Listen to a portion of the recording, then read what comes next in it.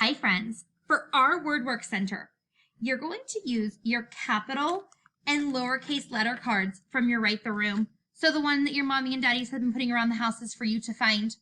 You're going to use these cards today and you're going to create matches. You're going to match the capital and lowercase letter. Now, right now I'm doing this on my table, but if you were in the classroom, we would spread this out all over the floor so you had plenty of space to work. So you're going to go through all the cards, and what I would have you do in the classroom is put them all face up, all the capital, all the lowercase, and then you're going to take your time matching them. So you can move around the room, get yourself a big open space. So see how I matched capital D, lowercase d? Then I have capital K, lowercase k. Now see how I have these in a pile? That would be hard to look for the capital and lowercase.